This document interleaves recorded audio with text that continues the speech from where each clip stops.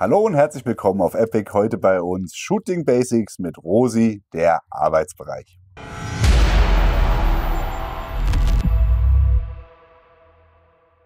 Dieses Video wird unterstützt von 3M Peltor, 511 Tactical, Nextorch, Lower Professional, Black Trident, Holosun, Henel, Mechanics Wear, Special Brands, Helicon-Tex, Recon Company, Horner Arms, 1 MOA, MD Textil, Real Avid, Hera Industries, Ballistol, Schubert und Blackfolium.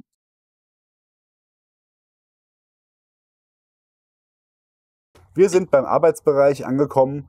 Da kann ich, bevor der Rosi richtig loslegt, noch kurz was aus dem sportlichen Umfeld erzählen, weil Arbeitsbereich ist jetzt tatsächlich nicht für alle Zielgruppen gedacht, denn gerade in der Vereinsheimmeierei ist es ganz häufig so, ihr schießt aus einem statischen Stand raus, habt da eure Ablage und da wird es auch tatsächlich nicht sehr gerne gesehen, wenn der Lauf irgendwie Richtung Himmel zeigt. Da geht alles nach unten. Das heißt, diese typischen Bewegungen, über die wir gleich sprechen werden, kann man da nur bedingt anwenden. Wiederum bei der Jagd ist es tatsächlich häufig üblich, dass der Lauf auch nach oben zeigt. Aber zum Arbeitsbereich selbst und was das damit auf sich hat, erzählt der Rosi jetzt am besten mal was. Rosi, dein Publikum. Gut, ich mache mich mal erstmal fertig.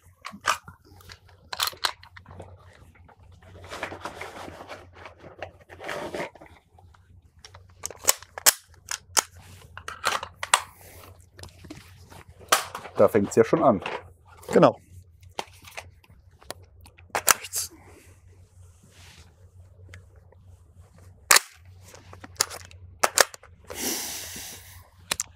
So, ich habe jetzt meine Waffen fertig geladen und was ich immer versuche, wo es passt, gehe ich in den Arbeitsbereich. Was ist der Arbeitsbereich? Wenn ich jetzt vor mir eine Zielscheibe habe, dann will ich jetzt in dieser Arbeitshöhe, nämlich dort, wo ich meine, ich sage jetzt mal Bedrohung oder meine Zielscheiben habe, damit ich sie nicht aus dem Auge verliere, da will ich arbeiten. Exakt. Das, was ich jetzt nicht zum Schießen brauche, zum Beispiel das Fertigladen oder das Entladen, das ist gar nicht so wichtig. Nur manchmal macht es halt Sinn. Wenn ich jetzt zum Beispiel mal das zeige, das Entladen, dann mache ich das natürlich nicht in der Arbeitshöhe. Ne, das Verschluss nach hinten bringen, weil das ist nicht vorgesehen, dass ich das überhaupt machen muss. Allerdings die gesamte Handhabung, die ich brauche, nämlich Magazinwechsel, Nachladen, Störungsbeseitigung, versuche ich immer in der Arbeitshöhe zu machen, damit ich vor mir was wahrnehme. Ich muss natürlich zwischendurch den Fokus wechseln, zum Beispiel auf den Magazinschacht. Das ist klar. Aber selbst wenn ich in der Arbeitshöhe jetzt fokussiere auf den Magazinschacht, kann ich ja da hinten eine Bewegung wahrnehmen. Ja. Und das ist das, was wir immer anstreben. Einfach wieder mehr Sicherheit, eigentlich umsonst bekommen. Ja, perfekt. Was richtig ist, es gibt sogar behördliche Schießstände, die das untersagen. Tatsächlich, kann ich nicht verstehen, aber ist so. Weil der Nebel nur nach oben zeigt. Meine Argumentation ist, die gleichen Beamten sind ja später auch auf der Straße. Da arbeiten sie. Also es ist schlimmer, wenn wir im Schießstand irgendwo einen Beamer kaputt schießen, als dass wir irgendwo ein Kind aus dem Fenster schießen. Ja. Das ist natürlich völliger Blödsinn. Das wird sich hoffentlich irgendwann anpassen an die Realität. Und die Realität ist, natürlich machen wir es richtig. Ja. Warum kann ich jetzt im Arbeitsbereich nicht mit dem Lauf nach unten arbeiten? Wenn ich jetzt mit dem Lauf nach unten arbeite, ich mache mal das Beispiel Störungsdrill. Na, ich habe jetzt geschossen. Wenn ich jetzt hier arbeite, Tab Rack, habe ich natürlich keine Wahrnehmung, was da ist, in Richtung Bedrohung. Nein, ich meinte tatsächlich in deinem Arbeitsbereich nach unten.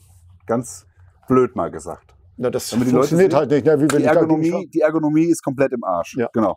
Ja, macht überhaupt keinen Sinn. Ja. Viele Sachen, zum Beispiel Störungsdrill 1, wir werden da noch übersprechen, wenn wir über Handhabung sprechen, ist natürlich eine Sache. Ne, Tab Rack könnte ich hier so arbeiten. Ja. Ich mache das immer. Ich lasse die Waffe arbeiten. 1, 2. Und selbst wenn ich jetzt hier den Fokus habe, kann ich im Hintergrund alles sehen. Ja. Das ist der Grund, warum ich das mache. Ja. Und ich versuche natürlich alles so leicht wie möglich hinzukriegen. In diesem Falle ist das halt die schnelle Bewegung, 1, 2 und nicht alles rausgehen. Okay. Es gibt Argumente für den Power Rack zum Beispiel. Aber ein dagegen ist halt, ich bin hier raus. Und wenn ich jetzt auch noch gucken will, was ich falsch gemacht habe, werden wir aber nochmal bei Pistole übersprechen. Dann habe ich natürlich von den ersten Mangel, gehe ich gleich in den nächsten und irgendwann kann es fatal sein. Kann mir also auch durch falsche Handhabung eine Störung einbauen. Okay. So, dann haben wir natürlich noch das Thema im Arbeitsbereich mit der Langwaffe. Da ist natürlich auch wichtig, wie man die Waffe hält. Genau. Da können wir jetzt nochmal drüber sprechen, weil das ist ein Thema, glaube ich, was wir hier in unserer ganzen Zeit jetzt schon häufiger hatten.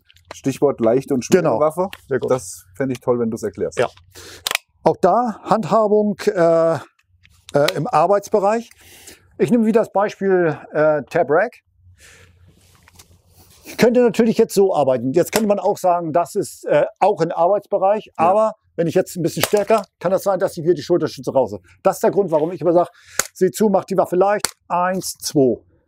Das zweite ist, aber wenn ich hier arbeite, selbst wenn ich hier hinschaue, so schräg, wenn ich jetzt hier hinschaue, kann ich ja trotzdem das noch wahrnehmen. Es sei denn, ich habe einen wirklich starken Tunnelblick im Stress. Dann würde ich mich halt so eventuell hinstellen. Aber ich kann eine Bewegung auf jeden Fall wahrnehmen und auf die Bewegung reagieren, indem ich zum Beispiel mindestens dorthin schaue. Was ist dort los? Ja. Das ist muss ja nicht immer eine Bedrohung sein. Das kann ja tatsächlich auch sein, gerade im behördlichen Einsatz, im Streifendienst, dass mir vielleicht irgendwo, wo eine Bedrohung gerade ist, ein Passant in die Linie auf jeden Fall. Ja, und dann darf ich ja nicht einfach schießen. Genau. Ja. Die Situation kann sich ändern. Genau. Wenn da vorne sich irgendwas ändert, eine Bewegung, schaue ich halt nochmal hin, was ist da gewesen oder was passiert da jetzt gerade und kann dann reagieren. Wenn ich aber nach unten schaue, dann kann ich gar nichts wahrnehmen und werde dann überrascht, zum Beispiel mit dem Messer am Hals. Ja.